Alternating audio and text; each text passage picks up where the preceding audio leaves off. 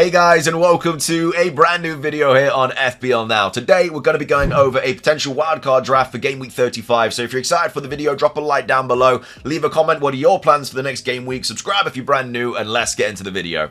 So starting things off, this double game week 35 potential wildcard draft obviously has bench boost 37 in mind as well, but if you don't have your bench boost and you do still have your wildcard, this is still obviously a very good draft for it. You just won't have the extra players points from your bench in game week 37, but you'll still have like 11 doublers and stuff regardless. So either way, in goal we do have Ederson and Vicario.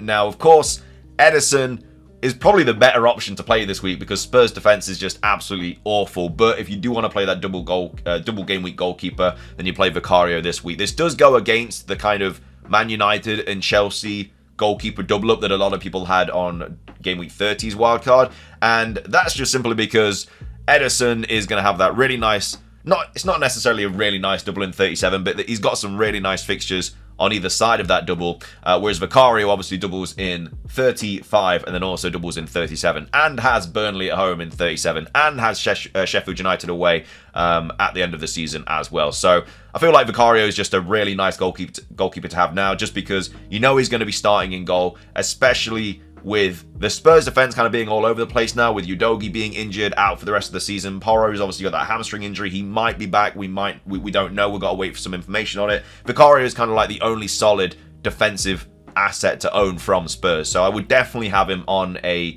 double game week 35 wildcard. And then, yeah, Ederson, it's the same kind of situation. Not that City have got like a ton of injuries at the back now. In fact, a lot of the defenders are back. It's just, you know, he's going to be playing every single game. He's the only one that you're certain is going to play every single game. And I know that obviously Ortega's been playing a lot recently, but now that Ederson's back, I think Ortega will probably just play the cup final and Ederson will just play like the league games and stuff, especially because they need to win every single game. I know they're already, well, they're not necessarily ahead right now because obviously Arsenal are back ahead, but if they do want to win the league, they can't really afford to drop any points. I mean, none of the top three teams can, but I just think this is a really nice double up, and yeah, this would be the goalkeepers I'd go with on a wildcard draft for double game week 35.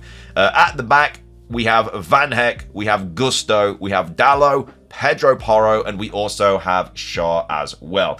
So, obviously, as you can probably guess, there are a couple of issues with this back line already. Again, this is still a work in progress. We'll have a lot more information by the end of the week when you would obviously be using this wildcard in terms of certain players and stuff. Mainly Gusto and Porro that we'll talk about first. But Gusto has been assessed. It came out yesterday. I mean, obviously, I'm recording this before the game tonight between Arsenal and Chelsea. But Palmer looks like he might not be playing tonight. And Gusto may also be out. So Palmer's ill. So he's not got an injury, but he's ill. And then Gusto has a very minor injury. So that's another... He's just very much like... It's like a baby bird. I just feel like he's just injured all the time. So, yeah, Gusto is... I still really like as an option, especially because there's not really any other Chelsea defense that I'd really go with in regards to... It doesn't even matter, like, the funds and stuff, because they've still got a mil left in this draft, personally. I just think Gusto is the better option. He's not exactly had great numbers recently, but none of the Chelsea defense really have. But, yeah, obviously, if he's out with that minor injury, then you'd have to look elsewhere, but... You know, he doubles in 35, doubles in 30, 37 as well. So I feel like tripling up on Chelsea is definitely a given. And Gusto is just the player I would have. If, you know, that injury that is minor turns out to be a very lengthy injury, then you just bring in a different Chelsea defender, obviously. But as of right now, I've gone Gusto. Porro is the other player that is obviously a massive doubt as well. Apparently, it's some sort of hamstring injury. So if he is out and he is not going to be playing in double game week 35, then obviously you get rid of him. You can downgrade him to probably a Romero, maybe a Van de Ven if you need the money, because Van de Ven's like 4.4. So that's saving you a massive 1.4 in midfield if you don't go with Pedro Porro. It's just Porro is the best defensive asset to have from that Spurs back line. But again, if he's not in the team, then you just have to bring in somebody else instead. Spurs, of course, have not been good defensively as of right now, but and obviously you're doubling up here as well on that Spurs defense. It's just the fact that they do double in 35. Yes, they might not keep any clean sheets. You don't have to play them both this week. It's just in double game week 37. You know, they've both got Burnley at home, and you'd like to think they'll keep a clean sheet against those. And obviously the other fixture in double game week 37 is not ideal, but you know, getting a double clean sheet would be really, really huge against Burnley at home. But either way, that's why we've gone Gusto and Porro. But again, we have to wait for a little bit more information before definitely locking those in.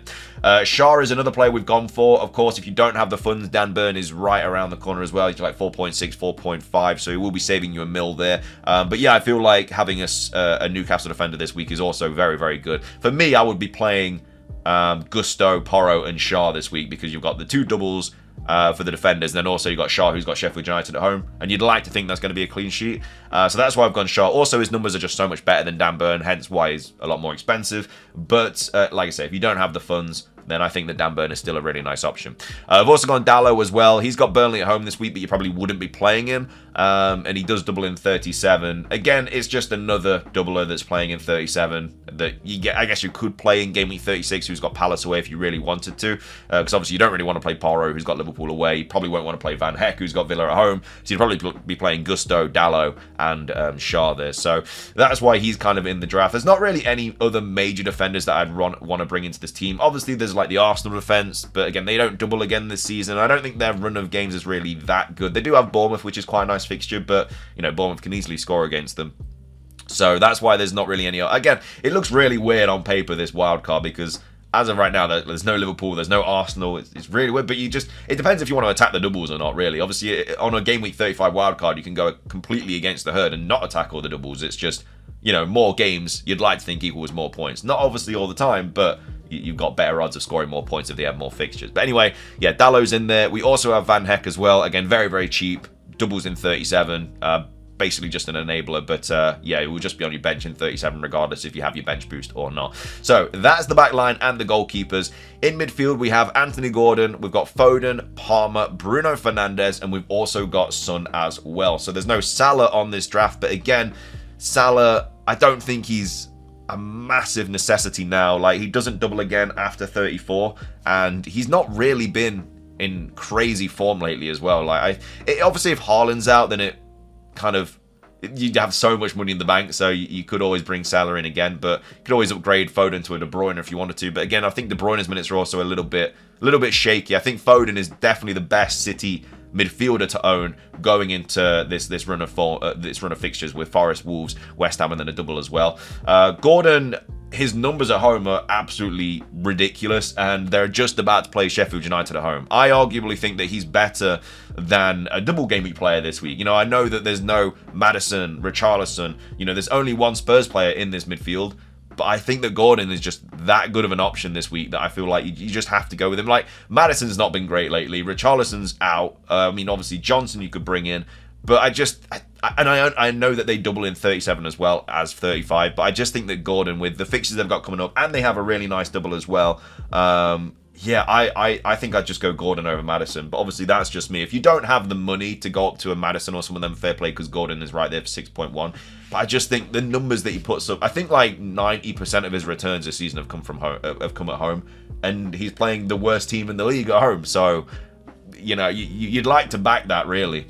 But either way, that's why we've gone Gordon. Foden, like I say, best City midfielder to own in my opinion right now. Palmer, best FPL asset to own right now.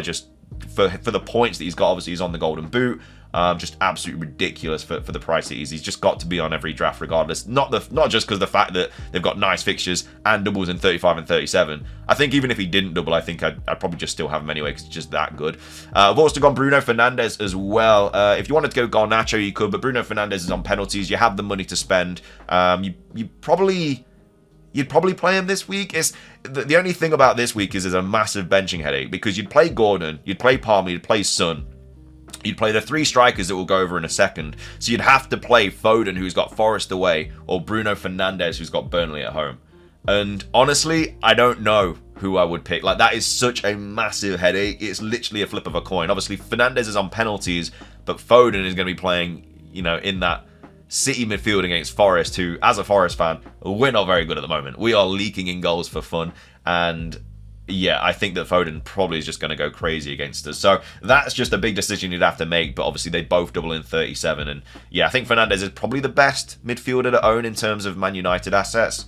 The only other one probably being Garnacho, but Garnacho doesn't really make it to 90 minutes, whereas Bruno Fernandes usually does. And like I say, on penalties as well. And then Son, yeah, obviously, I wouldn't make him my captain this week. I think I'd play Palmer, especially if Palmer doesn't play tonight. He's going to have a massive rest. So I would just be playing Palmer and then obviously as my captain, and then Son would probably be my vice captain. But yeah, Son obviously on penalties as well, so that's why he's there. That's the midfielder though, and then up top we do have Nicholas Jackson, we've got Haaland, and then we've also got Isak as well. So yeah, Jackson, like I say, his minutes have just been very, very good lately. He's been okay. Obviously missed a massive ton of a ton of chances in the cup semi-final, but I think that he will get chances in these fixtures coming up, and I think that for your third striker, he's not too bad. You could go Højlund if you wanted to for Man United and triple up on United, but the fact that Jackson doubles twice in the last 4 game weeks, I think it's just worth having him as well. And then Haaland, like I say, just a no-brainer. Doubles in 37, really nice fixtures. Again, if his injury is a lot worse, then we'll have to revisit this. But as of right now, he's in the draft. And then Isak as well, who's been having a really, really good season. Wilson obviously has been back in training, but with the form that Isak's in, I don't think that Wilson starts any of the remaining 5 fixtures for Newcastle. I just think it's really, really unlikely. And Wilson is just so injury prone anyway, so that's why I'd go Isak, and obviously on penalties as well. So that is the double game week 35 wildcard draft. Of course, a lot of things can happen. We'll probably do an updated one on like Thursday maybe, because we'll have a lot more information. Maybe Friday, I don't really know. We'll do my team selection tomorrow, and then obviously final team selection on Friday or Saturday. I really want to start doing deadline streams as well. I don't know how many of you guys would want to watch those. Let me know in the comments if you would watch deadline streams. Maybe because it's kind of like the end of the season. I was going to start doing them next season, but I think it'd be cool to kind of finish this season off doing them. So let me know your thoughts on whether you'd like to see deadline streams on the channel. But either way, that's going to be everything for today. Thank you for watching. If you enjoyed, drop a like, leave a comment, subscribe if you're brand new. And until next time, peace.